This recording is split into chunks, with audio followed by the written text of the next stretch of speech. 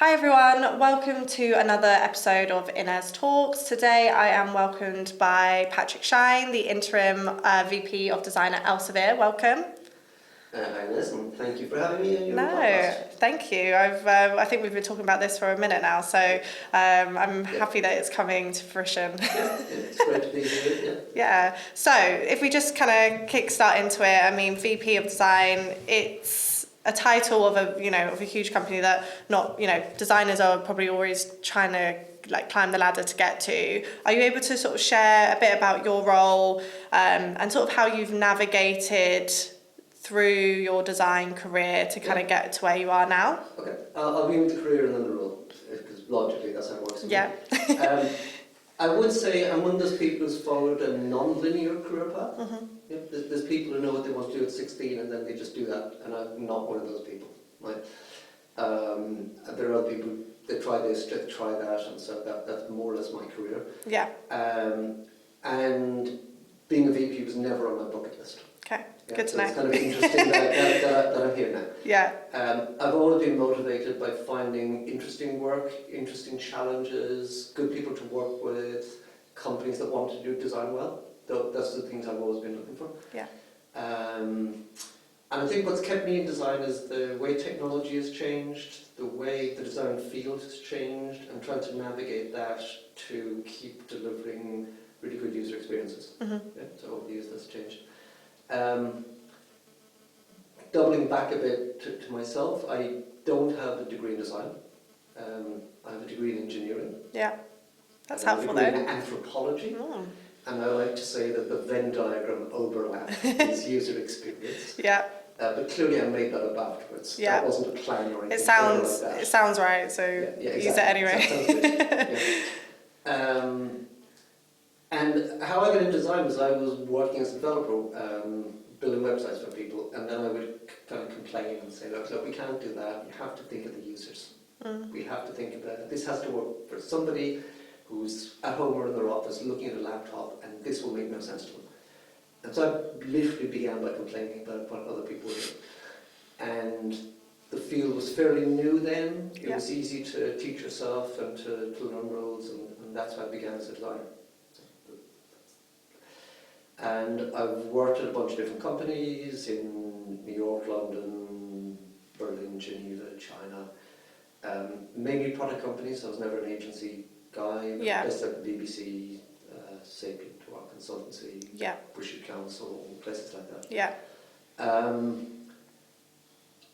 When I first tried managing, I hated it. I found it incredibly stressful. And Yeah. I didn't do it again for 10 years.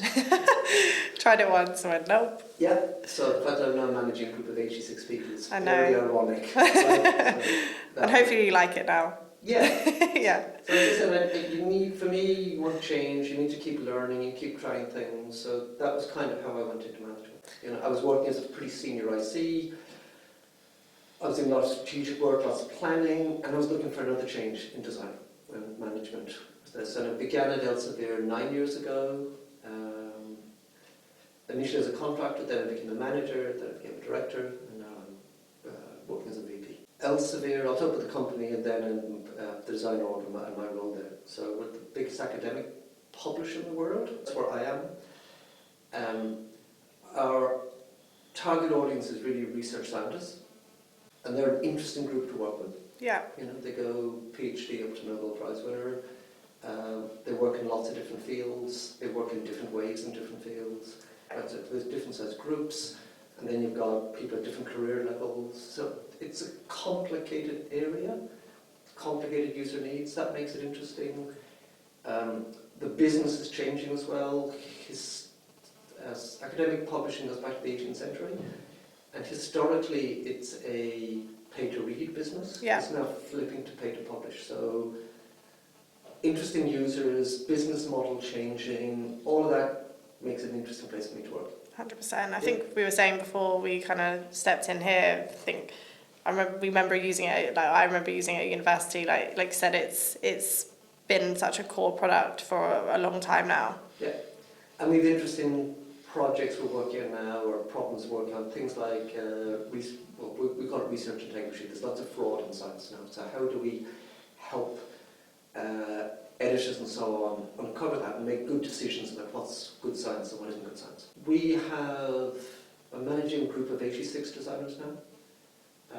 We've got 4 big business areas, and the designers, most of the product designers are focused in there. We've got a horizontal group of researchers, and a design system, horizontal, and creative direction.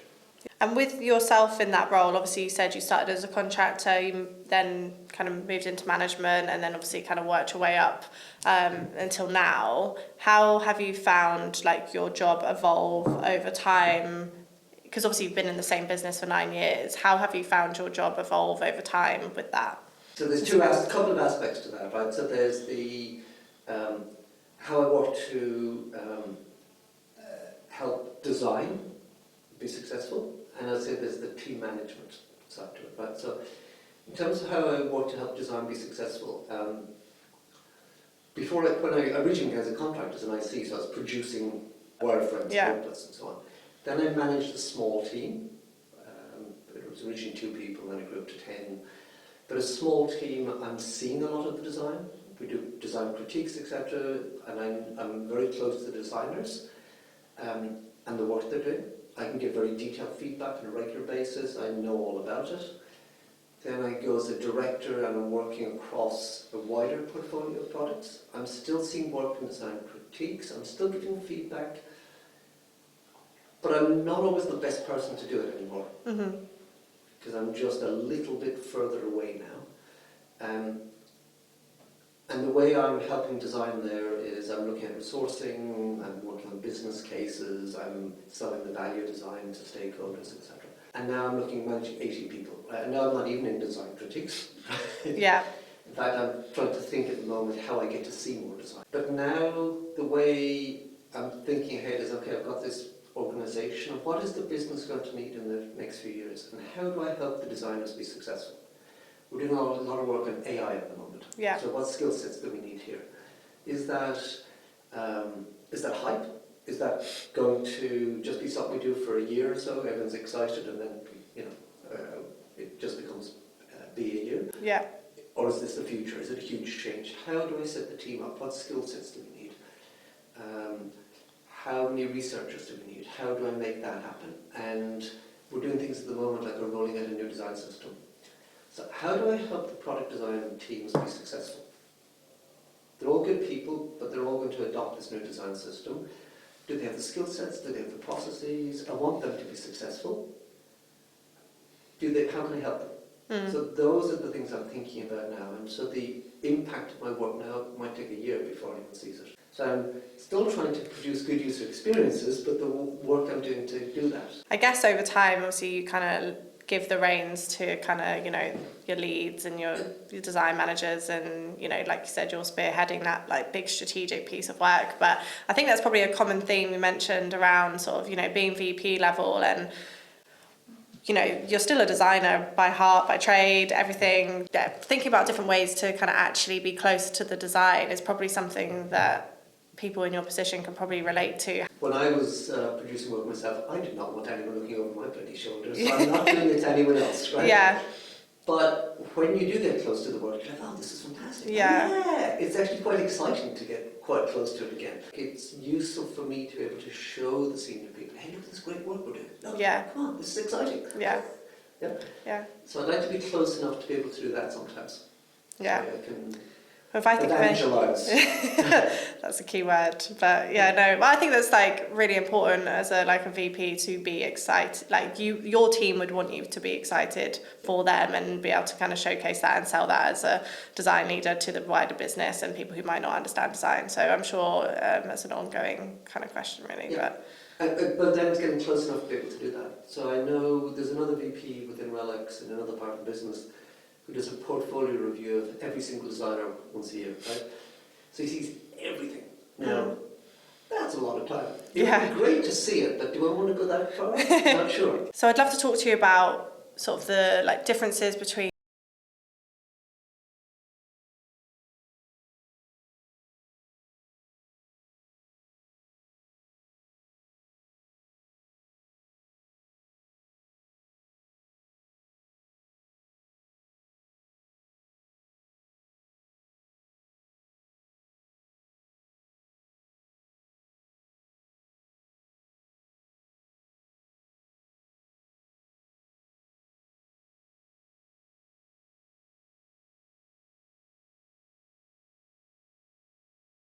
You want to be You know everything about them. You know everything about them, absolutely everything about them. Yeah. And you want them to stay forever, and you want them to grow, and you'll do whatever you can to make them happy. Sounds Right? nice. It's a nice role. Yeah.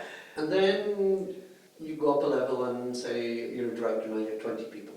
And you still know them, right? You know the cat's name, because the cat is on Zoom call. So presume you didn't know the cat's name. Yeah. You know all the cats, right?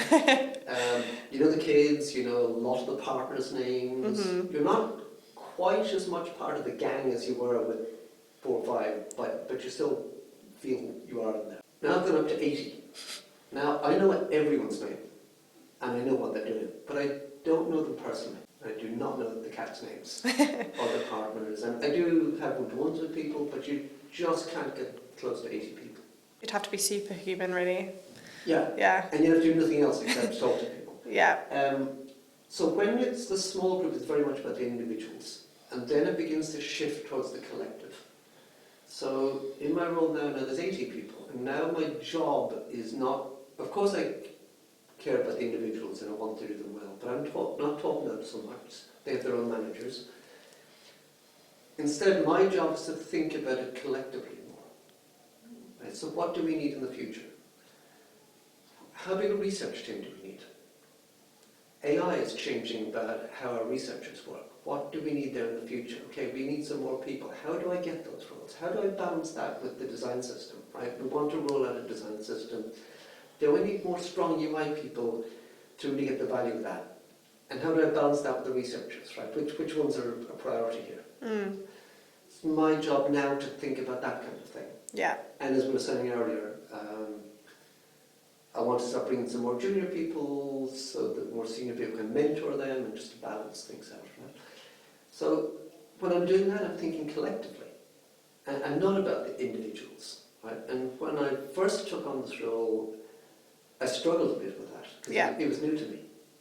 Yeah, it's a shift. Yeah, it's a total shift. Yeah. People have become a bit abstract. I know all their names. I still want them all to be very happy, and I do want their careers to be successful, etc. But still, my job now is to think a bit abstractly. So that's quite a big change. Yeah. Yeah. So Yeah. I think as you go up, this shifts. And with like having a larger design team as well, I think I speak to a lot of other leaders around sort of like creating like a really positive like design culture and everything like that. Like with such a large team, how have you been like? Is there anything that you've done that's been able to kind of create that really good design culture at Elsevier? Is it like UX days or like is there stuff that you've done that's worked? We're still working on that. I think we did that. When I had a smaller, it's easier with a smaller group because they are cohesive. You can have these little social parties. You can get people together. If they're all in the same location, you go down the pub. Yeah. Right? Yeah. Now we are Remote. geographically spread out. Yeah. We're remote, but we have big groups in Amsterdam and London. Yeah. We also have groups in the States, a couple of places in the States, and in Denmark. And we have a couple of others scattered around the world. Mm-hmm. We're not all getting together to go down the pub. I wish we could, but we're not. Yeah. So it is harder. We do events in London and Amsterdam. So we have, every year we have a couple of conferences where people get together and they all meet each other, either for Elsevier or Relics. We do showcases every week where people show off UX work. Cool. And they go into quite a lot of detail. It's for a design audience. Yeah. Right? So you can actually get into the really nitty-gritty of design. I think that's really important. We have a lot of different interest groups largely on Slack, but they also have meetings as well. We have writers, we have design system UI, we have conversational design, we have accessibility. Oh, nice. So we have a whole load of those. And do people just choose to which ones they want to jump into? Yeah. Well, we're interested. And we've just started trying to map that out because we don't even know what we are talking to one another about. Just to try and capture this and then see. So there's some visibility for what's out there. Yeah. And we can think about what can feed into what, etc. So we do a lot of stuff like this, and some of this is getting some ideas top down, but a lot of it's bottom up as well. Yeah, you want people in the team driving it themselves as well, yeah.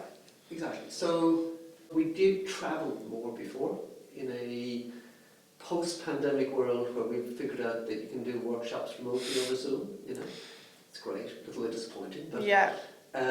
we would have travelled far more, and so we would have seen people face to face a lot, Yeah. which was great. And we're getting less of that now. How have you been able to like motivate and keep your team engaged? Obviously that's quite an important, especially with when everyone was working from home 24/7. I appreciate we're kind of a bit more hybrid now and back in the office, but obviously when resources are limited, how have you been able to maintain momentum and productivity within your team? Great question, and I think it's an ongoing challenge for everybody. I've certainly seen some discussion around this in forums online. The key word for me is development, helping people develop. It is an environment where there are maybe fewer promotions and smaller raises than people would hope for. So what can we do to motivate people? I think what we can do is make sure people are growing as designers, right? So that they have the opportunities to learn and that they feel they are developing. And for me, good people generally will be fairly happy with that for a while, maybe not forever, It might buy you a year or two. Maybe at a certain point they say, no, I need the promotion. But as long as people are learning and they're getting new things and they're working in new ways, I think that's the key thing. But it has to be what they want. So I think you need individual development plans for people. And so the manager has to work with them on that. And we have to then try to give them what they want. We have to try to find the opportunities. And that might be a secondment. They might move over to another team for 6 months or a year. We might swap a few people. There might be a new project. We might find a stakeholder who's interested in something and put them in touch with them. I think one big things for me that I've learned is if people want to develop it, the more clear you are about what you want, the more likely you are to get it. Yeah, I agree. So if people come to me and they say, I want to learn this, this and this, okay, I probably can't give it to them today, but I know what they want, and if I hear something or I get an idea and say, okay, that's not quite, but this is very close, I can make this work for them, I can do that. Whereas other people go like, oh, I don't know, maybe the same as him, or something. Yeah. And then it's very hard to make that person happy and help them develop, because they actually don't know. Yeah. Are they just doing it for a tick box exercise afterwards? Yeah. So, although when people come to you sometimes as a manager and they go, I need to grow, I'm getting fed up, I need this, this and this. First you're a bit like, whoa. Steady on. Hang on. It helps a huge amount. Yeah. And they're far more likely to get what they want. People need to be outspoken. Ask for it. Yeah. And it doesn't mean you're going to get it immediately, but you're far more likely to get it. Yeah. Yeah, you can start working towards it. Forgive me if I'm wrong, but within Elsevier, do you have a scheme where people can work in different areas of the business, like once every few months or something like that? I do. We have, so we've just had one of the designers who's taken this secondment into another tech area to help work on some internal tools. And we are discussing secondments over to Nexus. Yeah. Yeah. Straight swap. Yeah. And so we're looking at things like that. We have a big enough team as well that we do talk about who's getting a bit frustrated and who has kind of like topped out where they are and that they're not learning so much in their role, and we kind of look across the org and say, so who could do with a bit of a change here? Yeah. So we always have that kind of conversation to see how we can move people around. Now, there are always those people who go like, I want to stay where I am, I love my squad, I don't want to move. People love being comfortable though. They love being comfortable, yeah. And sometimes those are the people who actually need to move. Yeah. Which is always a bit of a challenge. Yeah. And they don't realise until they do it. They probably thank you for maybe pushing them towards it. The role I was in before my current one, I didn't really ask for it. I was moved. We decided to reduce one team. I was moved. It was the best thing that happened to me. I was not looking for it, and I was really doubtful when it happened. But it was great. It was a new thing. Was that more of like imposter syndrome, doubtful, or just comfortable where you were I was previously? very comfortable, and I liked the team I was with, and I wasn't really looking for a move. But in retrospect, I needed it. Yeah. I just hadn't realised myself that I needed it changed. You know, so my boss at the time had realised before I did, which was probably good. Yeah, sign of a good leader, probably. So we tried to see that for people as well and help them. But again, people do need to be open to it themselves, and sometimes people are a bit reluctant. Yeah. And I'm always a bit, I was talking to this, I have a team of the management group, all the people leaders, I see them as. And now I'm working across this wider group, I can see, we've got good people every place. I think we're good at hiring, we have really good people. Yeah. We have really interesting products. Everybody's nice. Yeah. There's not a situation where, you've got the lovely team, and over there they're the horrible people, you wouldn't want to go there. They're all lovely. Yeah. So to move from here to over there, they're also going to be great. They'll be new. It's also interesting work, but people sometimes really, as you say, they get very comfortable. Yeah. Yeah, I think we've probably all been in that position before, and you're kind of kicking and screaming, I don't want to do this. Fast forward a year and you look back and you go like, oh, that was great. And then I know you mentioned just then sometimes, people who might not know necessarily what they want to do, like what they want to learn and stuff like that. Those that come to the table and go, yes, this is what I want to do, and you said they end up getting what they want. Those who are a bit more tentative with it, is there any strategies you do use as a manager to try and kind of pull that out of them naturally, or? We try to have regular once-a-month career conversations with people. Every manager should be having a one-on-one weekly and then a longer one once a month. So over time, as you get to know people, you should build up an understanding of what they want. And also you can, as a good manager, if you like people, you appreciate their work, you can see what they need to learn. And sometimes the opportunities for people aren't always where they think. So a classic example is soft skills. A lot of designers, definitely junior ones, but even surprisingly senior people, they're like, no, I'm a good designer, that's it, that's all I need to do. As the more senior you get, the more important the soft skills become. Look, it's a huge amount of my job. Even as a senior individual contributor, you have to be good at soft skills. You have to be able to work with product managers, you have to be able to work with technology people, you have to be able to sell the value of your work into people and put your plans into the business, right? So it's a huge part of everyone's job. So you can see people sometimes that they need to develop these skills. Yeah.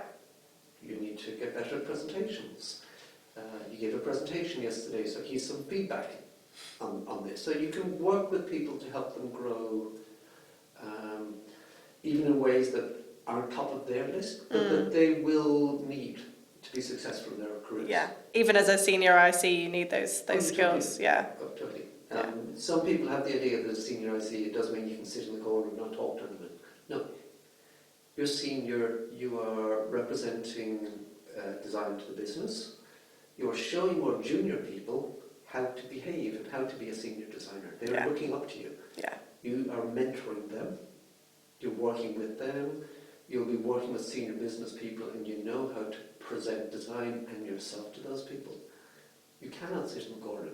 No. Head down, headphones in. To be really successful, this is what the road has to be. Yeah, it was sort of what I wanted to probably lead into. It's sort of balancing that growth with non-managerial senior people. We did a product design leaders workshop last year around sort of what is the ceiling for ICs, and usually kind of see that as a principal designer and if they don't want to go into management, which fair enough, not everyone has to go into management, or they don't, unless some people feel like they might be pushed into it, but if they do really just want to stay in IC, how do you kind of help their career progression in an IC capacity at a senior level? And I think it's, without answering your question for you, I guess, giving them that seat at the table. Oh, we swapped. Yeah, and the next question is...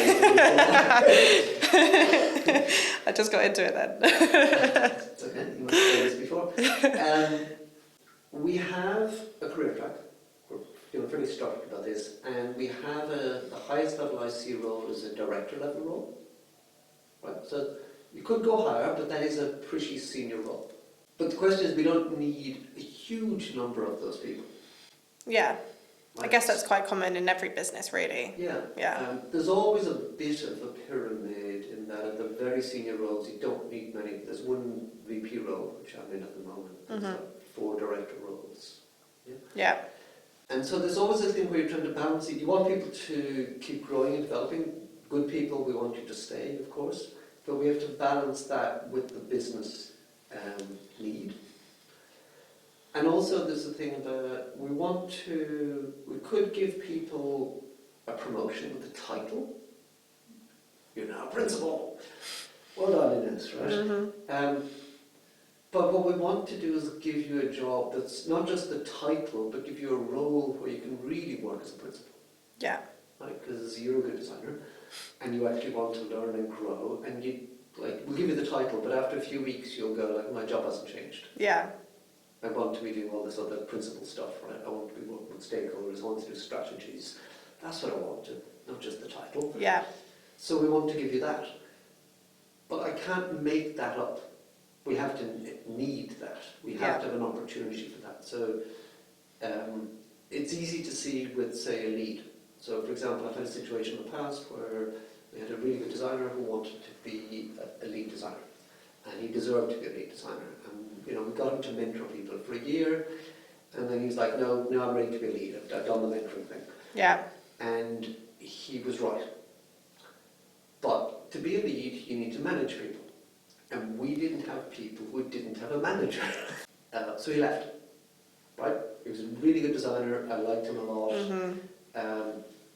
But at some times, you have to just shake people's hand, wish them good luck, give them a fantastic recommendation, and then keep in touch. Yeah.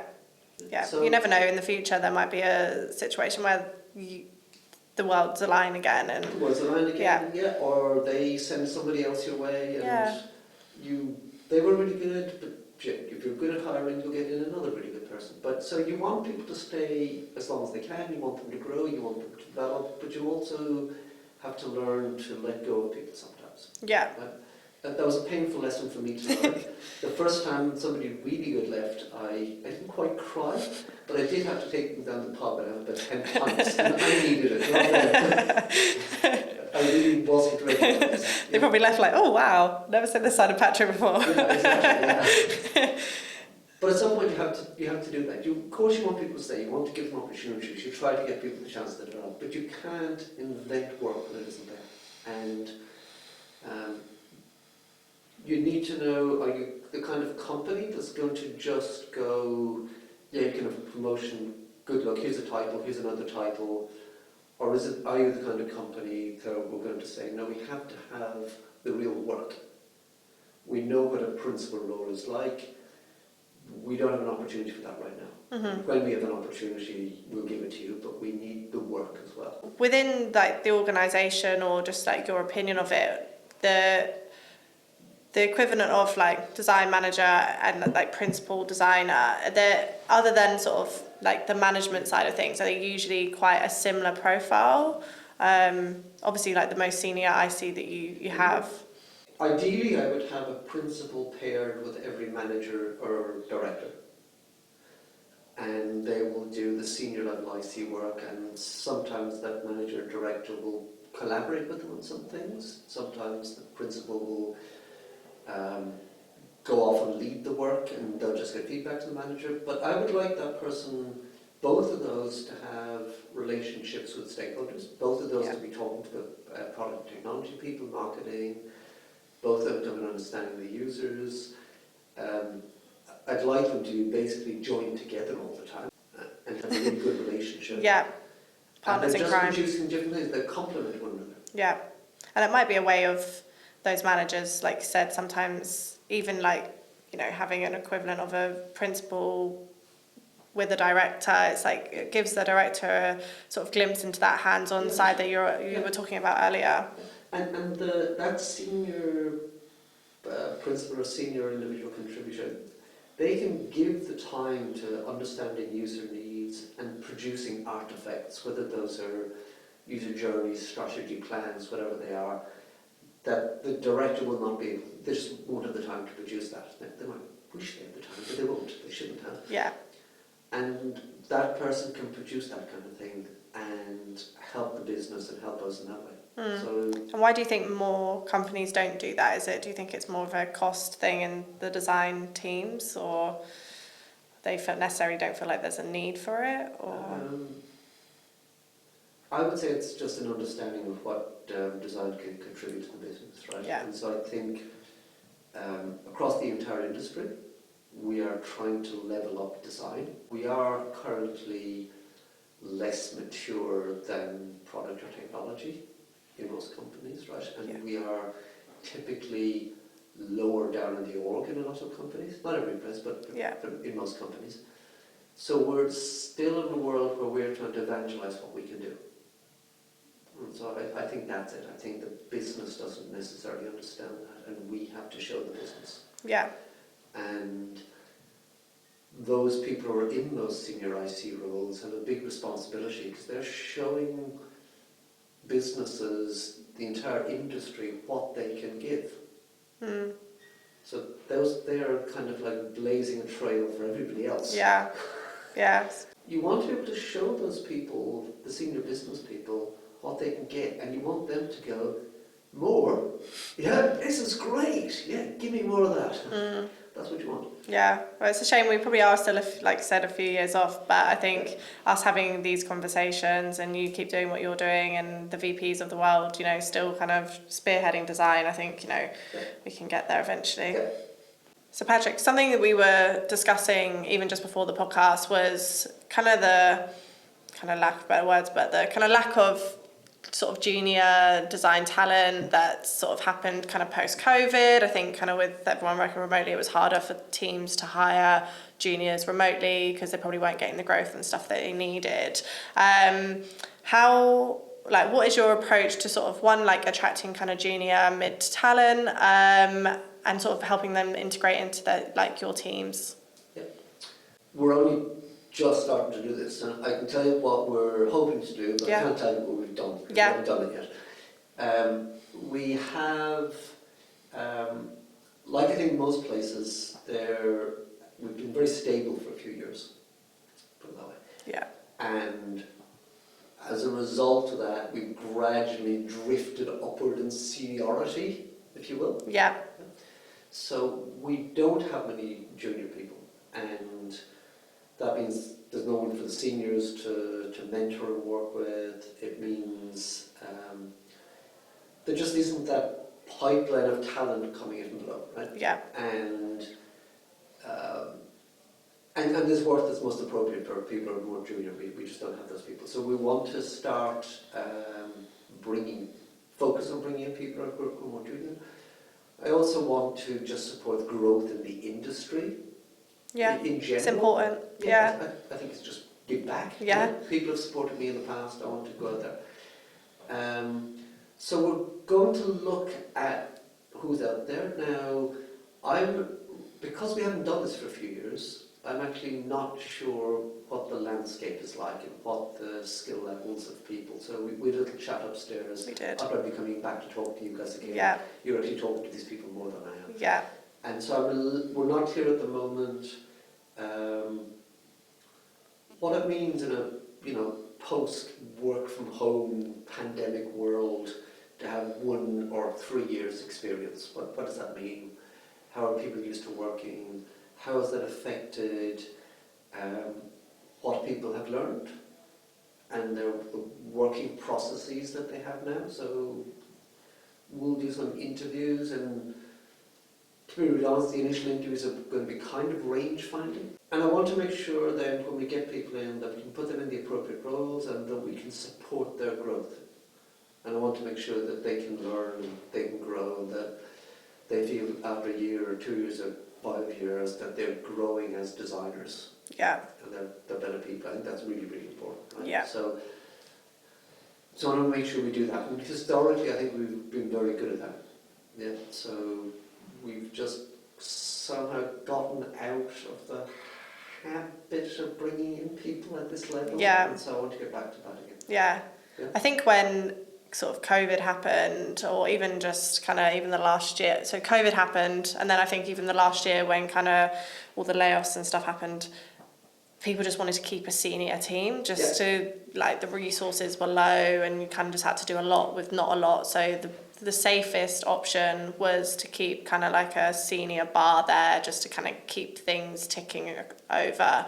And I think it's meant that there is a lack of talent that has probably been nurtured in the industry. I have juniors message me all the time on LinkedIn, and it is sad to see there isn't kind of many junior roles. Every time I see one on LinkedIn now, even if I'm, have no connection to whoever's posted it, I make sure I like it, because I can imagine there's a lot of people out there who are looking for roles. And then you've got, the juniors have probably done sort of like the general assemblies, and, unfortunately, they've probably not had enough work to kind of, create a portfolio of work. So even when they go for the job, it's like they don't necessarily have everything they need to get the job in the first place. So, which is okay. I mean, to me, a lot of what we hire for is attitude and willingness to learn. Yeah. That skills you can learn. Yeah. So you do get these people, if you even got senior people, and they're triple black belt expert at some piece of software, and that piece of software will go away in time. So I don't really care. Yeah. What I do care is that you want to learn, that you are open to ideas, that you're enthusiastic, that you're self-motivated, all those kind of things. Yeah. That's what matters. So the fact that people need to learn, that's okay. We'll support you. Yeah, I think there's just a bit of an expectation in the market at the moment for that 2-3 year mark, and they need to have sort of been almost acting as a senior, but that's not necessarily realistic. Yeah. Exactly. That's yeah. exactly right. And also as well, people want to progress with their career very quickly sometimes, and I understand, especially in more junior roles, because promotions happen faster. Yeah. But I'm always kind of like, take your time here. It's a long career, right? I know. You don't need to be a VP straight away. There's no place to go after that right now. So learn the craft. Be good at it. Take your time. Because once you step away from being an IC, it's very hard to go back to it. Yeah. So when you're giving the value to that, and when you're really good at it, keep doing it. There's two sides of the coin, really. There's those kind of, juniors, mids that are probably embedded in a larger design org, like Elsevier, or there's, the mids that are working in kind of smaller startups and have probably had to wear 100 hats, which is also a benefit because they've probably had to pick up so much so quickly. But I think probably for more junior designers, there probably is such a benefit from being embedded in a larger design team, because you're learning from other experienced designers. I think if it's sort of a bit more siloed, you kind of, maybe, forgive me, I don't know, but you probably might think you're doing everything correctly, but then you go and get a job in a kind of larger design team and you go, oh, that's a bit different. Depends on the company, but sometimes people, their process isn't as good as it could be. Yeah. And good process drives good outcomes. It does. Good ways of working really kind of makes a huge difference in the long run. So, we do try to just help people with that, help them grow, and they can work with more senior designers to learn, the right way to do things. I do think as well, when I meet more junior designers, and I love, not everyone, but a lot of people are just super enthusiastic, and they make me feel so jaded, right? But I love the enthusiasm in it. And I do feel a little bit like an aging rock star, looking for young blood. Yeah. I'm always kind of like, okay, give me that. Shoot it into my veins. I need that enthusiasm. I know, glossy-eyed, haven't got those war wounds just yet. And learning, you haven't got the war wounds, and learning and excited about learning. Excited about problems that I've done 100 times, and I'm just going, oh God, but it's fantastic. How have you kind of aimed to improve diversity within the team, kind of beyond just having kind of diverse interview panels and kind of that mere kind of checkbox kind of exercise? It's a real and ongoing challenge, and as you know very well, diversity is multi-dimensional. It is, yeah. And I get a report every year on our diversity, just how diverse the team is in many dimensions. and we're pretty good on some. Yeah. We're about 60-40 male female. That can be better. Yeah. It's not bad. I saw something today, and that's about what most teams are, I think. So, but we can be better. The senior leadership group, my reports, there's 8 people. That's the other way around. It's 40% male, 60% female. We're very multinational. We mapped out where everyone was in the world in a meeting a while ago. We're on every continent, so we speak lots of languages. We don't track things like neurodiversity, again, not clear what you can ask people about, but we definitely have some people who are represented Yeah. like that. Yeah. We help those. The way we could definitely be more diverse is ethnicity. And it's just, we're okay, but if I walk out the door of the building, we're not as diverse as London. Yeah. Yeah. So that's an issue. Yeah. That's our biggest one. And that's one where we do all the things you say. We have diverse panels. We run our job descriptions by, this company's done training to make sure that they're open to all kinds of people and so on. When we work with agencies like yourself, we typically ask to get a diverse pool of people. Yeah. Yeah. So we do all those things. We can be better, and I think we need help from you guys on this one. Yeah. I think we've worked with clients over the last year or so, like specifically around that diversity piece. I think for some reason, like especially kind of tech, design, product, we do find there is a kind of lack of like diverse talent occasionally. Yeah. But there are like great groups that we can tap into as recruiters, like, which have like a talent pool, which, we speak to on a regular basis, which we then kind of feed into the clients that we work with.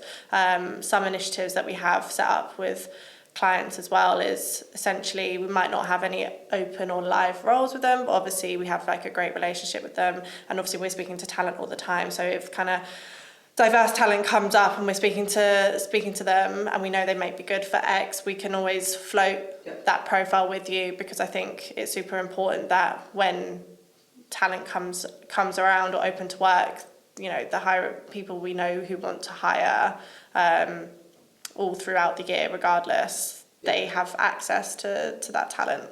Yeah, but when I meet groups of designers, I get a sense that the more junior ones are more diverse. Yeah. Right, they're just more of a mix.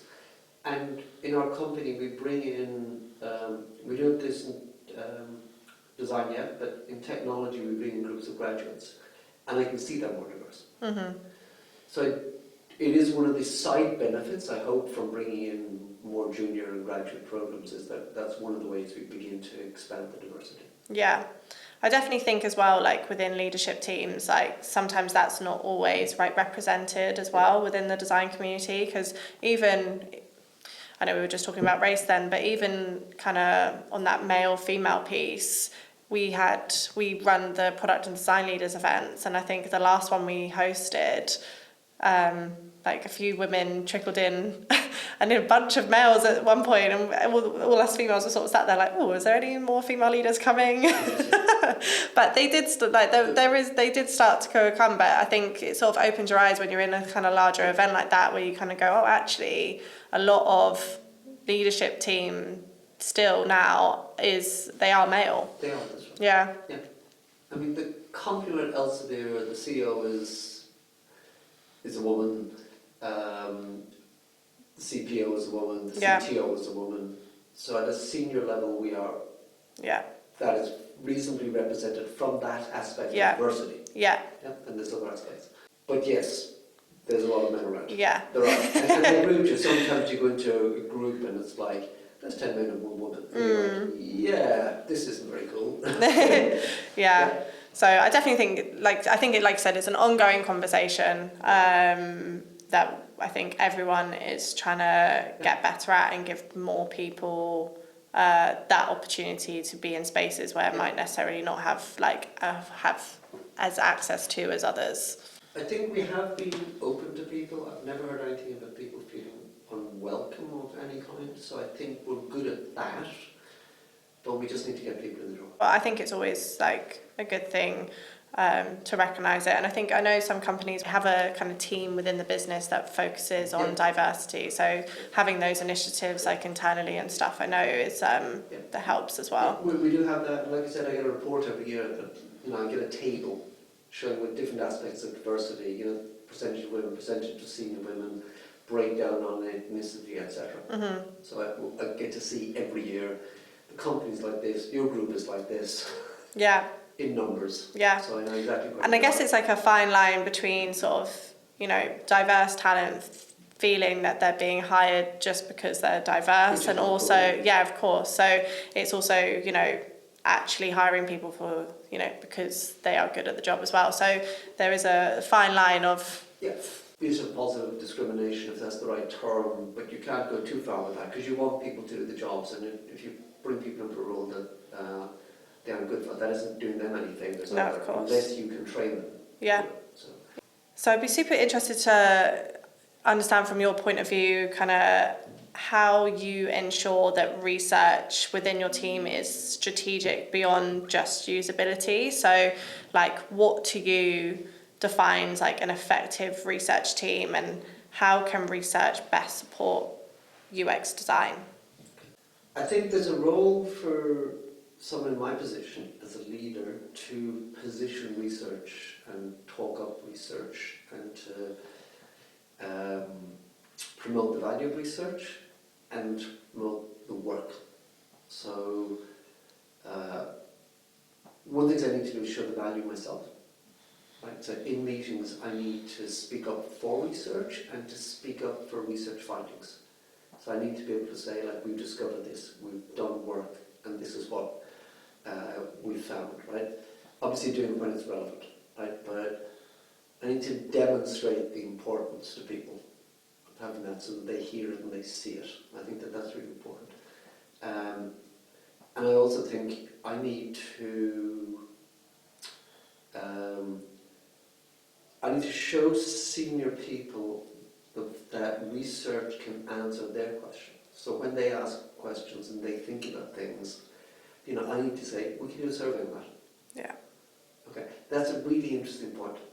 We can do some research on that. We can talk to 10 people and we can get you a report on that. But because those people don't always know.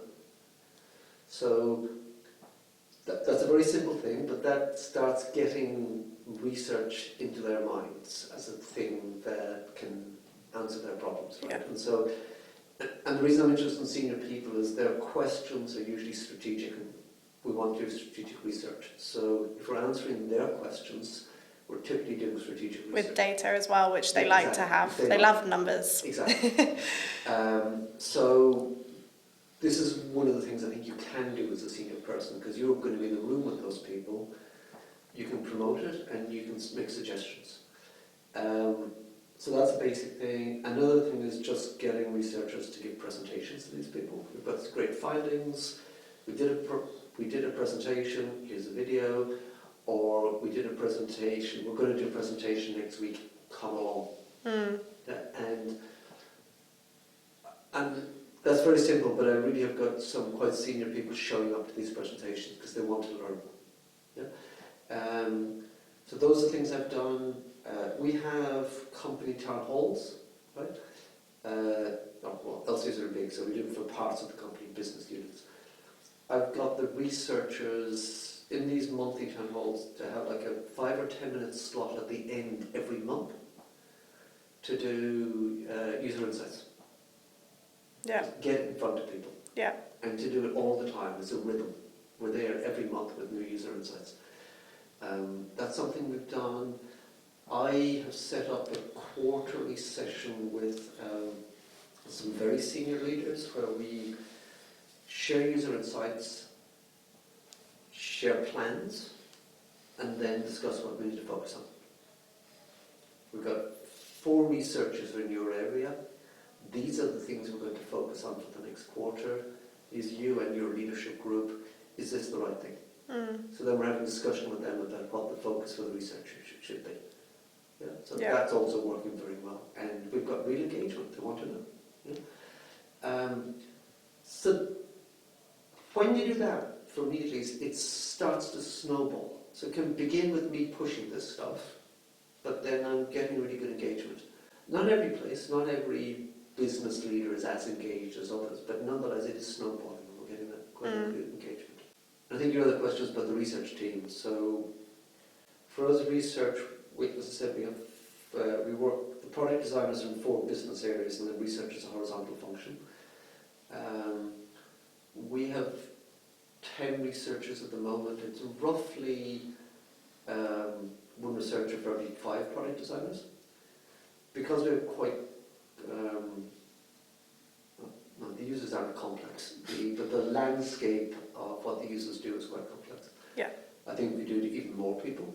Yeah. I'd like to have 1 to 3, something like that. Yeah. We have 1 research ops person. That's There's good. a lot of recruitment, etc. Yeah. I would like us to have a second one. Yeah. Do you have design ops as well, or? Not at the moment. Not yet. I'm working on that. Okay. Yeah. Soon come. I have a plan. Yeah. And I'm trying to squeeze out some funding for a second research ops person at the moment because it's hugely important. It takes a lot of effort to just recruit people and maintain a panel and all that kind of stuff. We don't have enough researchers. You never have enough researchers. In some areas, designers do some of the research, typically the lightweight research, the usability testing. Some designers like to do that, some never want to do it. As long as they do that and it's coordinated with the research team, and the user insights we use Dovetail are put into the same tools and tagged and so they can be collected together, I think that's great because that frees up bandwidth for the researchers to do the more senior, complicated stuff, so which is what I want them to be doing. So yeah, horizontal team, we're working across, we have research ops, we collect everything in Dovetail, we tag it, etc. And the other thing that's really important is sharing, communicating the findings. Yeah. Within the teams, but also more widely. Again, I want it getting into the senior people. I want them to see this. We've also had quite a lot of success using metrics for research. If you go to the business and you say, last quarter we spoke to 1,000 people. Wow! Busy. Yeah. And we did like 200 interviews and 800 via surveys or something like that. That really puts some weight. And they'll always go, I have no idea. Simple things that we know we're talking to a lot of people, but the business has no idea. Yeah. So we have to tell them. As you know, research is incredibly important. It's fundamental to good design. Yeah. It's one of the things that makes design strategic. So historically, design discipline, I think, especially I guess earlier on in designer's career, kind of shield away from like UX metrics and things like that. How do you think kind of like the reluctance to engage with like metrics from a designer's perspective sort of impacts designers themselves, and I guess how vital is it for them to actually understand and communicate in terms of metrics? So I would raise my hand and say I have been that person who was not engaging with metrics and possibly even sneered a bit. That was me. Yeah. So I'm not criticising anybody. What I would see now that where I work, the language of the business is metrics. And by not using metrics, we are not speaking the language of the business. And we're not in conversations that we need to be in. And the business has metrics for things like OKRs. We use OKRs and stuff that have a dashboard and there are numbers in there. And if I'm in meetings around business cases and plans, it's all metrics. It's all numbers. We're going to drive this number up. We're going to achieve this. The cost will be this. And to connect with those people, we need to speak their language. And I need numbers. Yeah. I need metrics. And when you don't speak their language, you're not going to connect with them. And if we say we want design to grow in business, we want the business to support design, we want the business to invest in us, we want the business to understand the impact we do, we have to speak their language. And that, for me, is metrics. we are working on that. We've begun a journey, but it will be a journey. And we're looking at 4 kinds of metrics at the moment. There's metrics for what users do. Yeah. There's metrics for how they feel, their perception. Right? There's metrics for the impact of the work we did. We did this and that happened. And then there's metrics around how designers work and the maturity of our practice. How we do accessibility here, how we use research here, things like that. So we have these 4 boxes, and we're looking at metrics in these 4 boxes at the moment. Yeah? And as I said, we're early on some of these. We're doing experiments. We have a fairly big group. If you look at a thing like what users do, some places we're using CSATs, or some areas we use CSATs, some areas we use UX, UI, and Light. So we need to agree and align on one set of metrics. But if you look at those 4 boxes, you can see that those could be used by one designer working on a team. They could see this is how I'm working, and they could compare that to other areas. Doesn't mean it's good or bad, but they understand how they do. They can see the impact of their work. They can see what users are doing. Could be on one flow, could be on one page. Those also can ladder up to the business level. And I can look at that across the business and say, right, these are all the different products, and these are how our users feel differently on these, etc. Right? And we're probably not going to track all of these every day. It might be quarterly or monthly or quarterly or something like this. Maybe it's more often in some cases, but we will be able to see what we're doing, and I will be able to talk to the business with some of these things. You know, we've done this is what's happened. And so, for example, we're rolling out a new design system.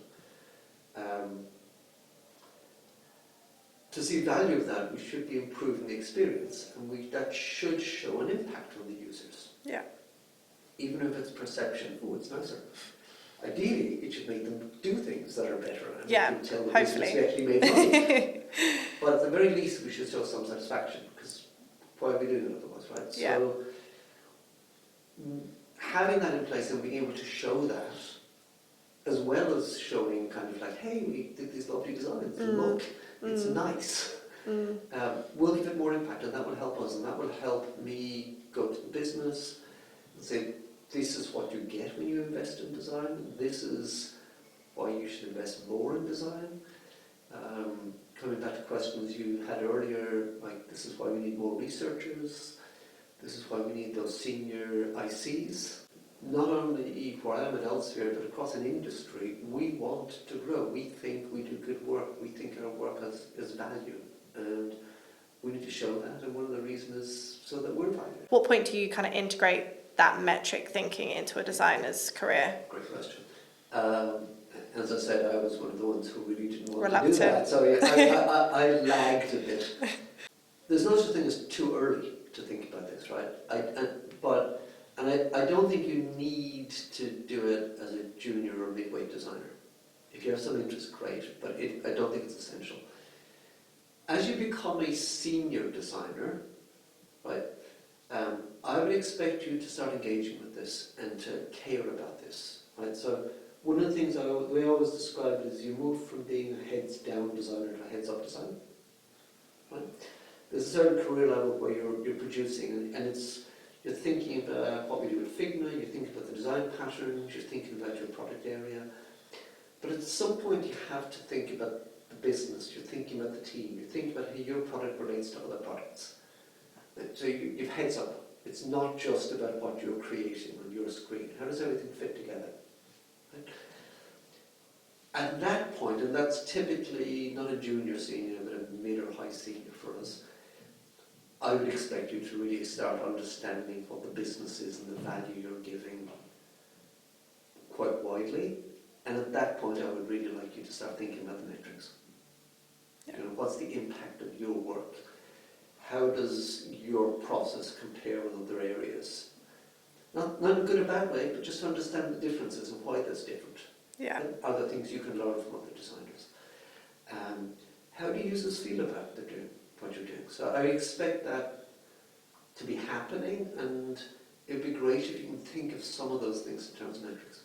Designers will probably start thinking about that more after listening to this now, and if they haven't, then maybe you might have inspired some people. It's coming, guys. Yeah. Well, thank you so much for joining me today. I think your insights around design is super valuable, and it's been a great conversation. So thank you so much. Thank you very much for having me, Inez. I really enjoyed it. Yeah, we'll do it again sometime. Let's hope so.